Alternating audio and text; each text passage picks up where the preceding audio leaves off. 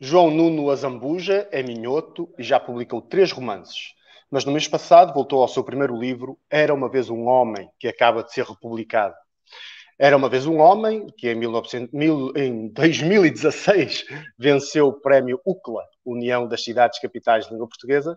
É um monólogo interior, uma espécie de corrente de consciência, no qual o protagonista, um vendedor divorciado e profundamente solitário, dá asas às suas frustrações existencialistas e diaboliza tudo ao seu redor, principalmente o seu bode expiatório favorito, a sua ex-mulher. Era uma vez um homem e acaba de ser adaptado ao teatro graças à encenação de Pedro da Silva. Olá, João. Olá. Olá, então, como estás? Tudo Ao ar bem, muito livre. obrigado. Ao ar livre, com um dia de sol, felizmente, tive sorte. E muito obrigado por estar aqui, que é um prazer. É um prazer falar contigo outra vez, João. João, vamos começar por esta última notícia que eu acabei de dar, quer dizer, para ti não é notícia, para quem vive em Portugal, que era a questão da adaptação ao teatro. Como é que surgiu esta ideia, este convite? Como é que foi? Bem, foi uma surpresa para mim, uma agradável surpresa, porque o encenador Pedro da Silva, que decidiu fazer a peça de teatro baseada no meu livro, num projeto chamado Desumanização, que é apoiado pelo Estado português, contactou-me em junho deste ano. Ele queria adaptar um texto para o seu projeto de desumanização.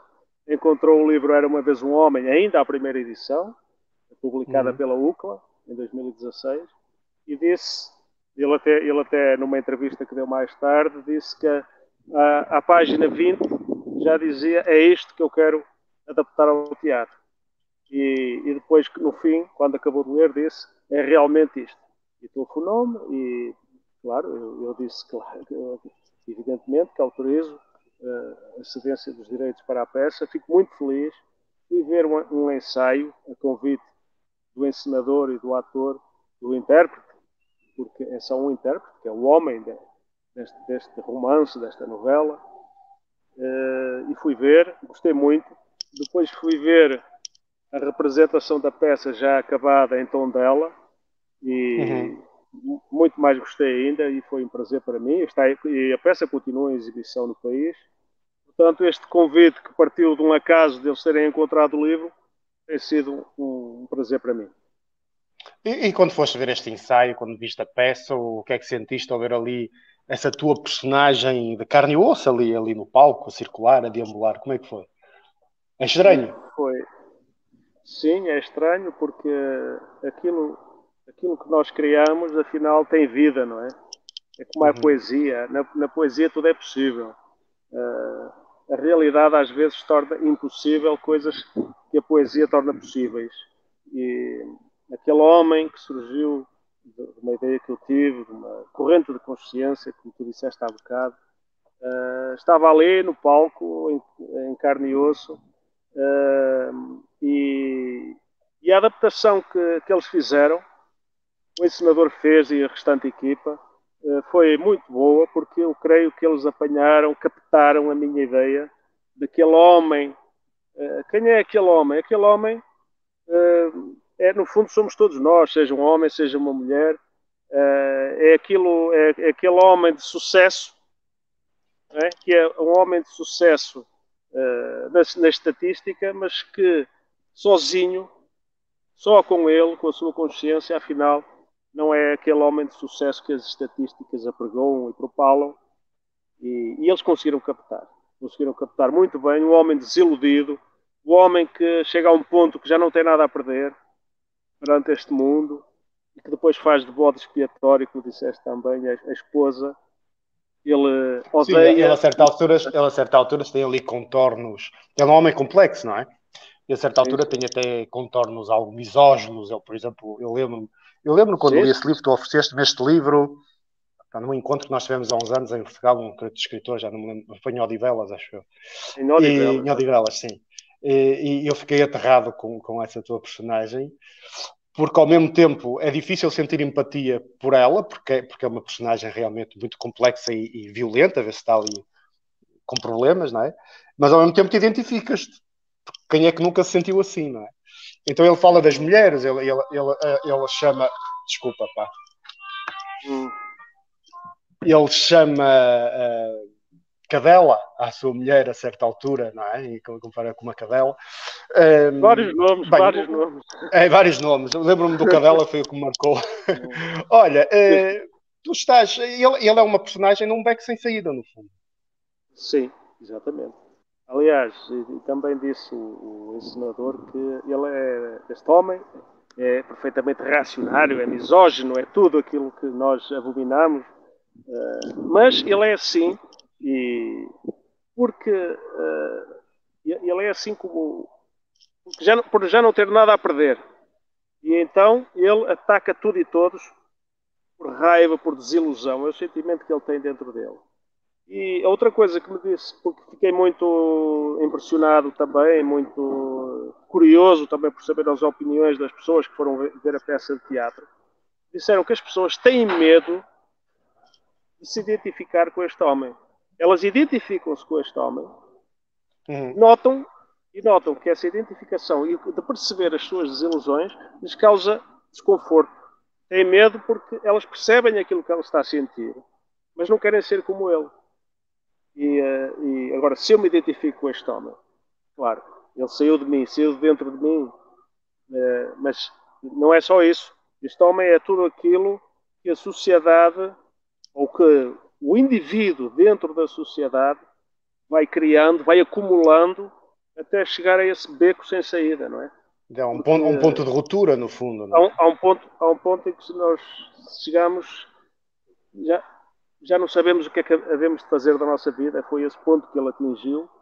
E quem ler vai perceber que este homem é um pouco de todos nós. E foi isso que eu senti quando escrevi.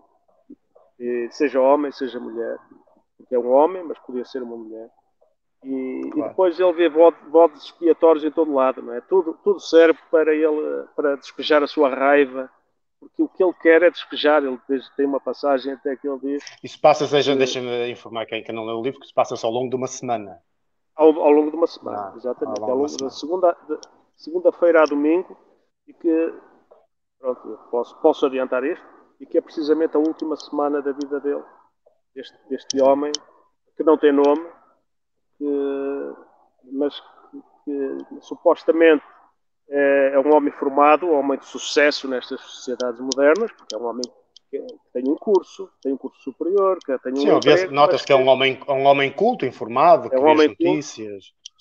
exatamente, mas que onde é que está a felicidade dele?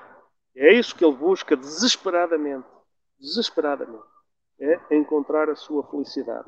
E ele até encontra uma grande inspiração no José Mário Branco, no FMI, em que ele Uhum. pergunta, o José Mário Branco também pergunta, eu quero, mas o que é felicidade? Eu quero ser feliz agora, eu não quero que as pessoas no futuro sejam felizes por minha causa. Eu quero ser feliz agora, neste momento. Porquê é que eu não Tu sou escreveste feliz? É este isso que livro, ele... tu escreveste este livro durante a grande recessão em Portugal, não é? Aquela crise enorme que Exatamente. afetou E foi Portugal. a partir da crise. E eu penso que desencadeou esse texto, porque eu escrevi do São João, eu comecei pelo título, era uma vez um homem, e fui para ali abaixo a contar a história deste homem. E o que desencadeou, penso eu, não tenho a certeza, mas penso eu que há um momento de uma pessoa, que na altura tinha um negócio por minha conta, e também me debatia para levar esse negócio o melhor possível, e tinha um cliente que, quando Portugal pediu ajuda externa ao FMI, foi em 2011, creio, foi, Sim, por o aí. José Uhum. Sócrates, foi por essa altura, não interessa. Portugal estava a acumular a sua dívida até que chega um ponto em que tem que pedir ajuda externa ao FMI, ao Banco Central Europeu. Isso para mim foi uma vergonha. Para mim, Portugal, outra vez a pedir ajuda externa. Eu senti-me envergonhado. Mas no dia a seguir, depois de serem essas notícias, há um cliente meu que chega à minha beira e diz-me assim, muito sorriso nos lábios e tranquilamente, se estivesse a dizer uma grande coisa, disse-me: venha aí dinheiro fresco. Como se aquele empréstimo não fosse prejudicar a ele, a mim e a todos. E quando ele me disse: venha aí dinheiro fresco, muito confiante, eu disse: bem, não há volta a dar. Quando as pessoas acreditam numa coisa destas, não há volta a dar. A mentalidade está muito em baixo. A autoconfiança está a zero, porque a pessoa já não confia nela, confia em que alguém vai ajudar um empréstimo. Portanto, eu penso que foi a partir dessa frase que esse homem me disse, que esse senhor me disse, Que eu, saiu, que saiu eu o que me livro. levou, que despolutou esse texto. Sim. Olha, vamos falar um bocadinho da tua vida. Eu já disse, tens de Minho. Tu nasceste em Padim da Graça, que é uma aldeia perto de Braga. Quer dizer, hoje faz parte de Braga, não é? Mas quando tu nasceste em 74, tu falaste-me disto, nós estávamos a conversar e tu falaste-me disto. Portanto, nesses inícios dos anos 80, que se tu te lembras, não é? Tinhas 6, 7 anos. Que tipo de vida é que tu levavas essa vida rural? É que as pessoas, especialmente os jovens, têm hoje 20 anos, já nasceram neste século, não é? Não têm a noção desta vida, não é? Que se levava na aldeia. Conta-nos como é que foi essa tua infância e conta-nos aquele episódio da bosta da vaca no forno, que é muito interessante. Esse episódio é muito interessante e hoje em dia ninguém percebe a beleza, quase a poesia que existe na bosta de vaca. Mas era assim, é mesmo. Mas é claro. Aquilo é um momento Alberto Queiro, quase. É qualquer coisa E quando eu vi, fiquei também impressionado, mas pela positiva. Mas hoje em dia, não, já é completamente impensável as pessoas viverem. Parece que foi há muito tempo, mas não foi. Foi na minha infância. Eu não sou assim tão velho, não é? Foi na minha infância. Eu testemunhei isso. Havia carros de bois. Hoje em dia já não há carros de bois. Já ninguém tem carros de bois. Eu andei de carros de bois. Agora são os tratores. E era uma vida muito diferente. E hoje em dia, quando eu falo, mesmo certas palavras que se vão perdendo, e quando eu falo desses tempos, já ninguém percebe, porque isso não existe, por isso simplesmente. E é engraçado, agora estás a falar nisso, porque eu estou aqui neste ambiente ao ar livre, campestre, só me falta ver vacas à minha frente. Mas conta lá a história da bosta da vaca, que agora as pessoas querem compreender. Vou contar, mas isso era uma coisa que se fazia normalmente e naturalmente, que era quando se cozia o pão na aldeia. Não havia eletricidade, não havia água canalizada, não havia nada. Eram casas de pedra e o telhado era diretamente em cima da casa, não havia tetos. E então havia um forno na cozinha, um forno de lenha, que quando se fazia o pão, principalmente aquele pão de milho, que demorava mais tempo a cozer, tapava-se a porta do forno, de maneira a nenhum calor sair para o exterior, com bosta de vaca, porque a bosta de vaca, com o calor, solidificava e tornava-se quase barro. Mesmo barro. Depois era preciso partir com o martelo, depois, no fim, para tirar depois o pão. Era mesmo. Eu vi isso. E então lembro-me que uma vez a senhora Glória, a Dona Glória, de saudosa memória, foi das pessoas que mais me marcaram na minha vida. Nunca mais esquecerei, já morreu há muitos anos, ainda era criança. Estava eu e o Gaspar, vizinho meu, íamos descalços. Hoje em dia andar descalços já ninguém percebe o que é isso. Íamos descalços pela aldeia e estávamos lá na casa da senhora Glória e ela pega num balde de madeira e diz: ide buscar bosta de vaca.